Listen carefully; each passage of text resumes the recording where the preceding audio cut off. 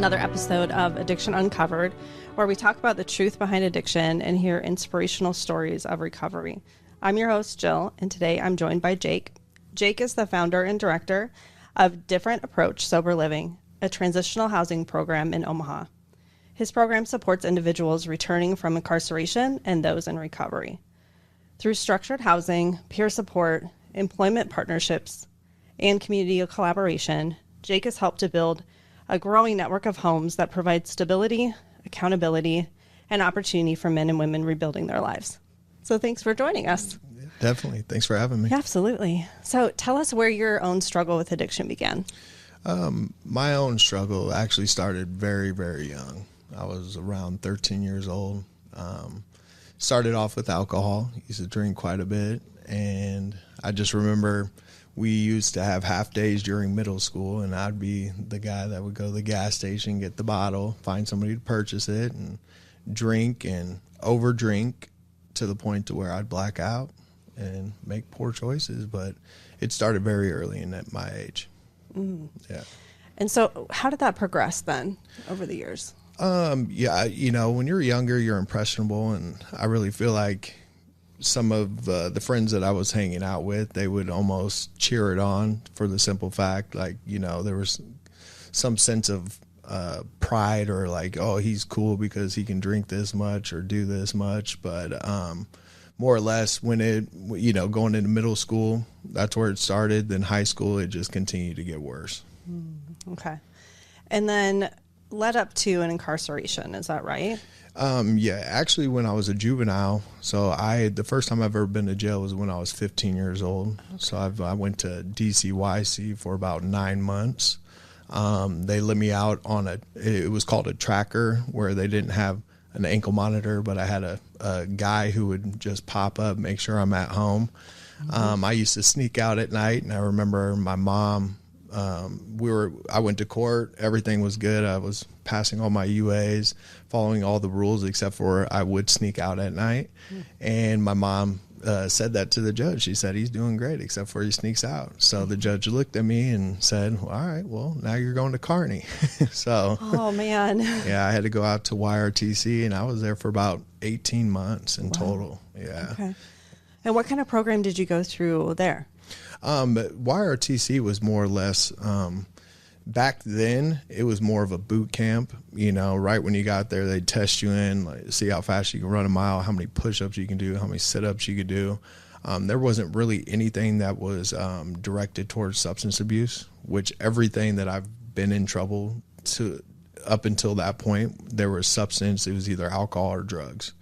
And I remember sitting in there, and they give you, they're called checks. You know, you would check your feel inferior problem, check your authority problem. So it was a group ran program. We didn't have contact with staff when I was there. It's a lot different now, but we wouldn't even have any words with staff at all. They would sit behind a glass window like this, and they would just perceive things, take notes, and then you would have to be voted to work on one of your problems. It was like studying you and observing you and deciding if you're ready to move forward. Exactly. Oh, that's interesting. Yeah, it was. Mm-hmm. And so then eventually I did go to Hastings. It was located at the Hastings Regional Center, but that's where, as a juvenile, that's where you did get the substance abuse. So they did listen to me at least, and I was able to make it over there. Okay. And so then after you finished that program, then you got out, and what happened then? Well, you know, when I left to go to Kearney, you know, my mom and I lived with my stepdad pretty much the majority of my life. With, you know, my dad was very involved as well, but I lived with my mom. So my mom and stepdad moved out to Chicago by the time I got out. Then my brother had joined the military. So when I got out, then I lived with my father, my biological father, and he, you know, he was that was the first time as an adult or even as a teenager that I lived with them. So it was actually really good. He became my best friend. I think our relationship just got better and better. Really? Yeah. That's amazing, because you think if you hadn't had a whole lot of, you hadn't lived with him before, and this is the first time, that could either go really well or not so great. And so it really ended up for a positive thing for you. No, it definitely was. And he was always 100% always active in my life. So, but just living with somebody is a different story, but he took me in, and he, it showed that he cared a lot, because he went and got a house specifically for me to return to, which was nice. And I worked the restaurant business, when you're a juvenile, I didn't really feel like I was an addict at that point. I just felt like I made poor choices, and those decisions led to the trouble that I had gotten into. In my mind, I was doing everything that everyone else is doing, but I just got caught. And it was actually my dad who said this to me. He said, yes, you might be doing what everybody else is doing, but how often do you do it?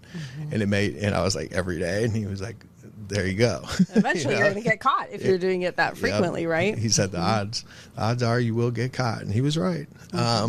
But started working the restaurant business, and, the guys that are in my program, I try to steer them away from living that, like being a server, being a bartender, anything that has to do with like later nights, because it was a different lifestyle. So, the drinking continued, the drug usage would continue, to the point to where, in my mid-20s, early 20s, I was sober for about 7 years, where I did it literally on my own. I used to wake up and be so hungover.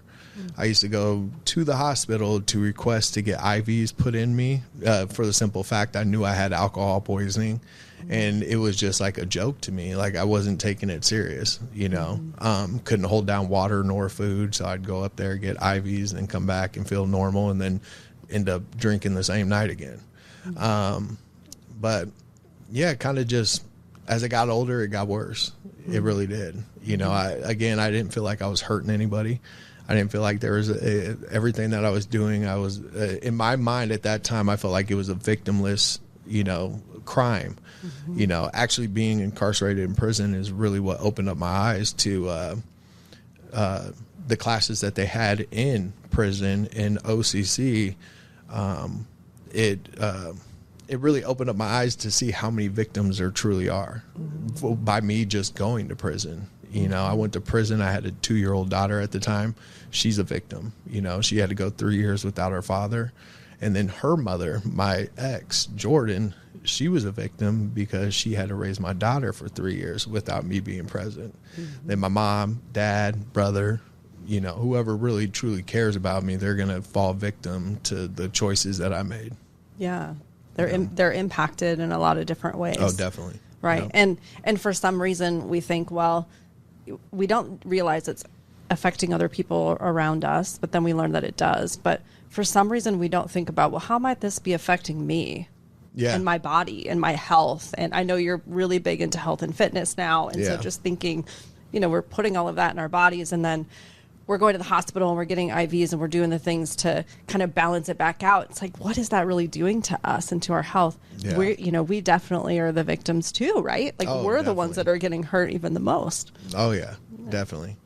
In that, you hit it on the head. I tell guys all the time, there's not one person that has hurt me more than I've hurt myself.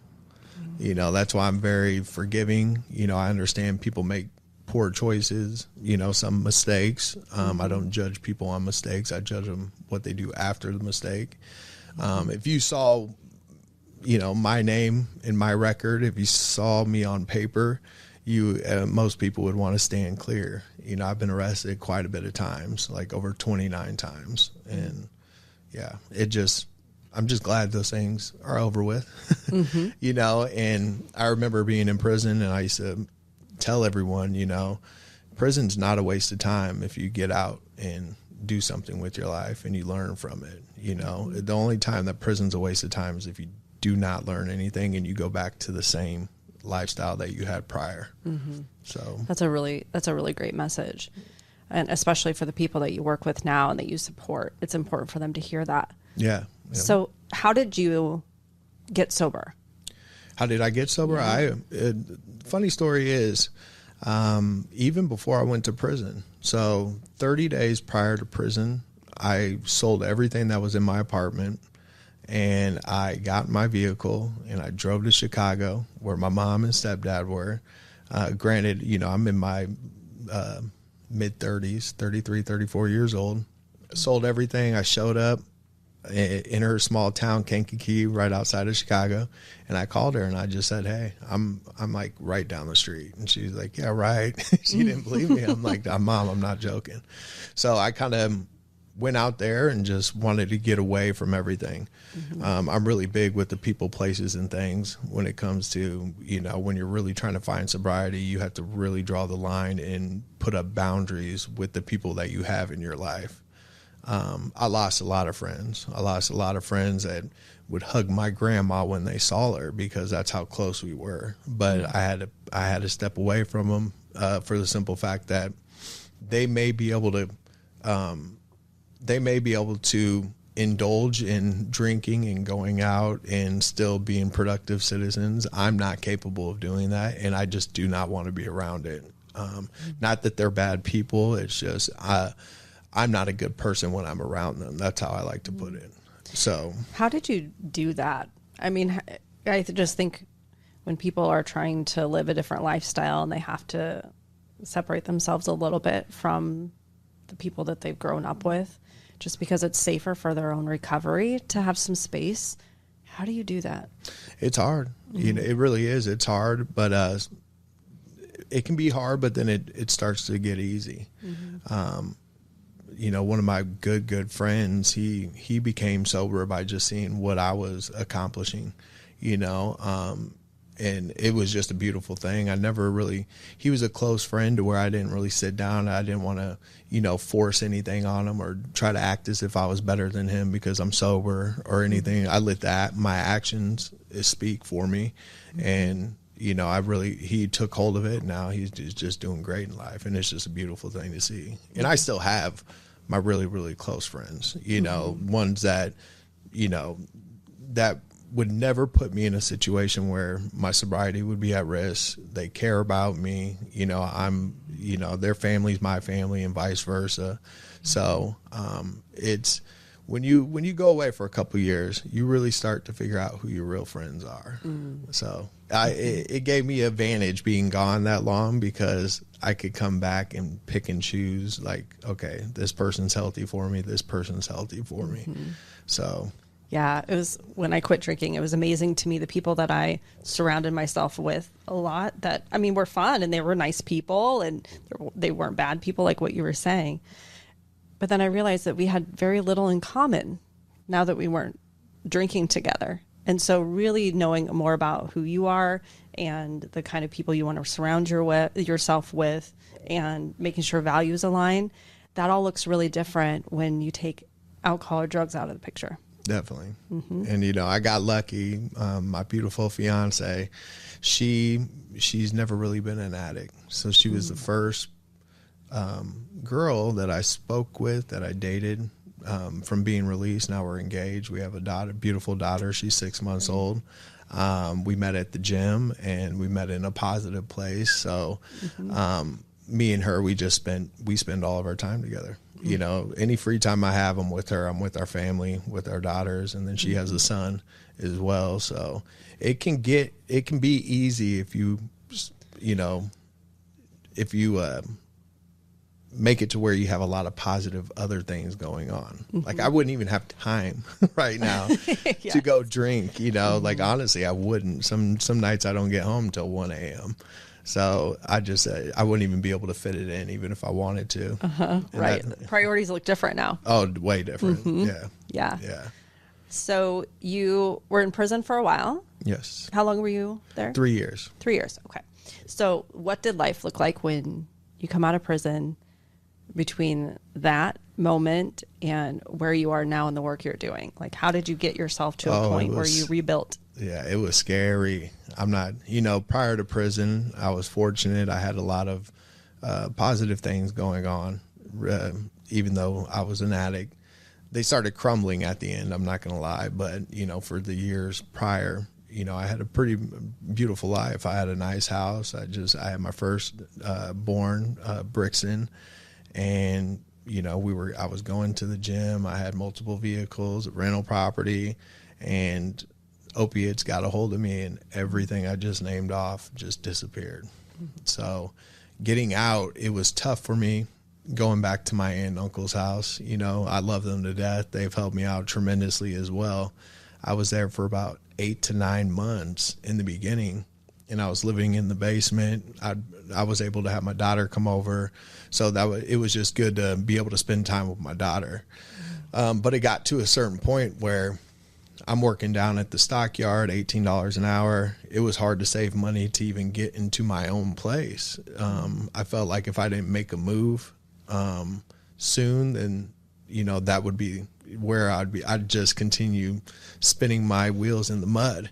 So I actually spoke with my officer, my supervising officer, Nancy Babe. She's amazing.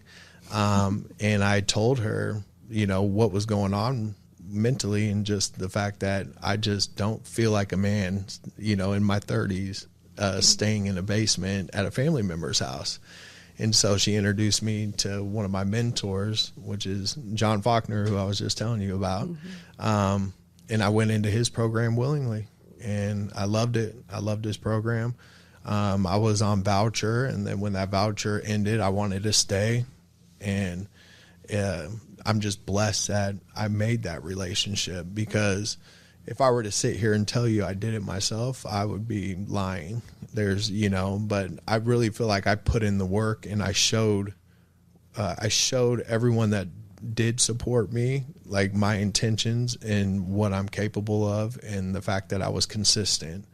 But first getting out, it wasn't easy. It wasn't an easy pill to swallow. It really wasn't. The crazy thing is, I know of all these resources now. When I was gone, I had a jam number, so I wasn't on parole. So I didn't really speak with a reentry officer. My plan was just to get out on post-release and go to my aunt and uncle's house. So I didn't know about Metro 180 Rap. I didn't know about Together Inc. or the other community partners like Rise, Community Alliance. I didn't know of any of these resources when I got out. And so it was a battle, at the beginning, but everything worked out, and I really feel like God made everything happen the way that it needed to happen. So it was a tough ride for the first 3 years, So, well, probably something that you had to go through in order to be able to build the program that you have now, because you're able to say, I didn't know those resources existed. So I want to make sure that the people that I'm helping have those really readily available to them. Definitely. Yeah. Yeah. 100%. Yeah. So let's talk about Different Approach. Okay. Let's talk about what that entails, what the programming is about, how people can learn more. All right. Well, Different Approach, really, it's crazy. It started off just as an aftercare house that when guys would get out of their program houses, they could continue their sobriety and, be around like-minded people who are going through the same thing. When you're first getting out, say your credit is not in the best position because you're incarcerated, so you weren't able to pay your car payments, weren't able to pay your rent at an apartment. So mine was more, you went to programming, you got substance abuse, your mental health's already been, you've been working on it, and you're going to continue working on it. Okay, now let's get the financial aspect of things going, like the credit and bank account, and just teaching guys how to, stay focused on having a healthy credit score. To me, is having a healthy lifestyle. If you're concerned about if you're going to the gym as well, it's a lifestyle. It's not necessarily like I'm going to the gym so I can look good. It's you start buying your clothes different, you start eating different, you start, waking up at a different time. And those little lifestyles can really, really make you grow pretty fast. But, I started with one house. Next thing you know, I had a waiting list, and then went and got another house. And then I was working actually with parole. They opened the house that you toured, the prep house. So that was the first ever parole transitional living house that's ever been created in the state of Nebraska. Wow. And so it was created by Rosalind Cotton. She had a vision of, giving guys an opportunity to go to a safe, structured environment with two live-in parole supervisors, also a parole officer, and I think there was about 6 to 8 assistant parole officers. Mm-hmm. So this place would have in-house therapy, mental health. They would have everything that one would need to be successful. Mm-hmm. So I started volunteering down there, and I'd volunteer, and I would meet the guys that are going to be getting out of that transitional living house, and then I'd give them tours of my house, and then we just kind of partnered in a sense where every guy that graduated from the prep house, about 90% of them would come to Different Approach.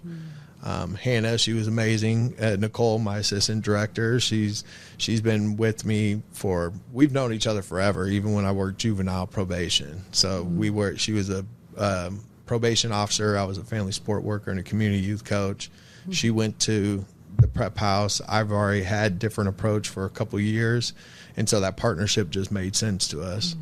But it grew into something that I never really thought it would grow into. We have a total of 15 houses at the moment. Wow. And we also have a couple duplexes. We have a couple apartment complexes we're able to rent those units out strictly to Different Approach clients, guys that are working their way up from the program. Different Approach, the reason why I named it Different Approach was, we're so used to the cookie cutter programming that's, AA, 6 o'clock curfew, mandatory this, mandatory that.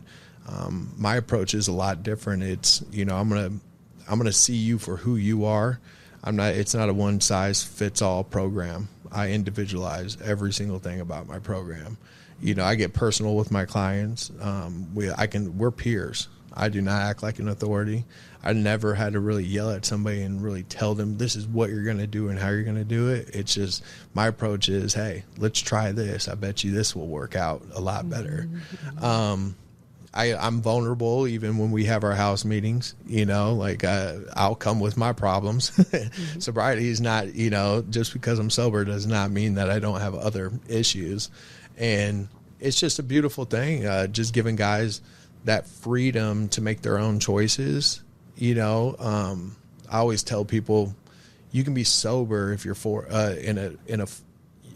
if you're in an environment that forces you to be sober, you're going to be sober, meaning where they have their eyes on you at all times. You're not able to leave the house.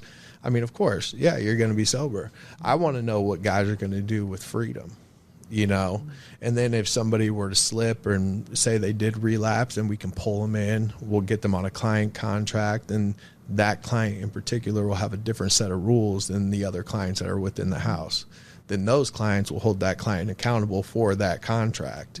And the success has just been a beautiful thing. We rarely have guys that are going back to prison. I mean, it's under 10 in the last 5 years have been incarcerated, that have left or been a part of Different Approach, while they're in our program, have done something to go back to prison. I don't know what the real number is on what they've done afterwards, but I could pretty much confidently say it's still under 10. So that's really amazing. Yeah. And so the difference in your program, it sounds like, is really that individualized care for people. Yeah. Why do you think that you are able to and so passionate about doing it differently for people? Because it's much easier, I'm guessing, to just say, these are all the rules. This is what we're going to do. Everybody's got the same goals. Everybody has the same rules. And if you don't like it, you're out. So there's probably a lot of programs that are a little bit like that, right? Yeah. But to you, individualizing it, it takes a lot more work and intentionality, I would assume. It definitely does. So why is that so important to you? And then why do you think people kind of just shy away from doing that? I don't know. Going into it, I remember, I had Different Approach tattooed on me before I left prison, so I had a notebook, and while I was incarcerated, I told myself I'm going to open up transitional living when I get out, because I would be, I had great relationships with some of the guys that were in prison. We were workout partners. I know for a fact that this guy has been sober for 2 years. I know that he doesn't get any write-ups. He's not getting in trouble. There's nothing that this guy has done to where he wasn't eligible to make parole. And he would go to parole and he would make parole. The problem was there was no bed. So I'm seeing guys, and then they'll go on bed pending, and, sometimes they're waiting 3-4 months just for an open bed, and they're frustrated. They're thinking that they're going to be able to see their kids that day. They have things lined up, and, some of them would get so, it hurt them so bad that they would be on edge, and some of them would end up getting in fights. Then they lose a year good time, or whatever the case may be. It just made their end of their stay was very difficult for them. And so I just told myself, I'm a firm believer. I tell the guys this all the time. The guys, they help me more than I help them.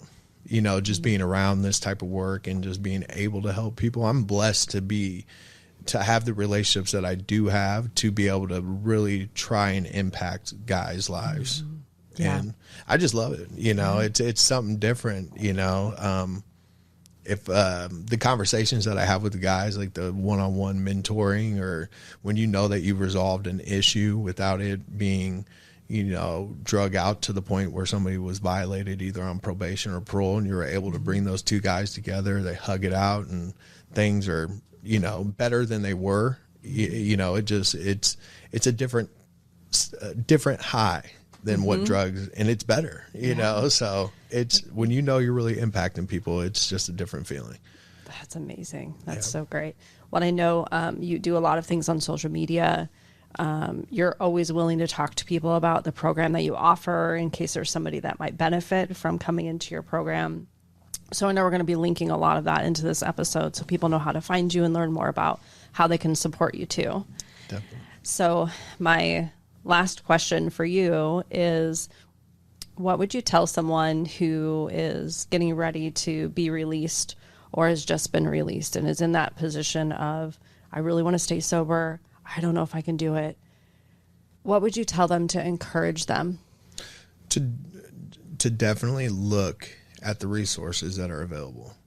Most guys are unaware, if you're on parole or probation, you qualify for the VLS, which is the Vocational Life Skills Grant. So it doesn't matter. You could have been released off parole 3 months ago.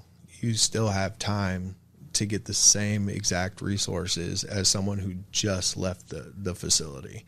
And so a lot of guys, they just want to cut to the finish line. They want to go straight home, or they want to go back to their wife's house or their girlfriend's house. And I just really try to tell guys, if you're first getting out, slow poke it, breathe a little bit, get as many resources and build as many positive relationships as you can right when you're getting out. And then it will stretch and take you so much further down the road. A lot of guys want to get the best paying job right away. And I tell them, humble yourself, and you want to work your way up slowly but surely. And I've just got a guy 2 weeks ago that was able to go home. He was able to go all the way home, but he decided not to. And when because some of the guys inside the facility were like, you need to go to Different Approach. They have resources. They're going to be able to get you set up here, here, and here, and then go back home, because I tell guys, at 5 years, you were incarcerated for 5 years. Your wife is 5 years. Now she has 5 years experience not living with you, so like for you to just jump back in, it might be a shell shock for her and your family. So just kind of, ease your way into it, because I believe building a foundation, having the schedule, your structure, the finances to step back into that household is gonna do wonders for you in the long run, and help it to be more sustainable. Exactly. Right? That's amazing. Yeah. Well, thank you so much for coming here and sharing your story and talking about the work that you're doing for the community. I mean, you are really helping so many people, and being able to give that individualized care and the resources people need to such a vulnerable population is truly amazing. And you guys just keep growing. Yeah. You keep getting more homes, you keep reaching more people, and word is out there. So I really encourage people to do research on what you're doing, to reach out to you, to learn more about how to support what you're doing as well. But thank you for helping all those that are trying to work towards recovery, and also congratulations on your sobriety and just rebuilding this new life for you and your family. It's amazing. Thank you very much. All right. Thank you.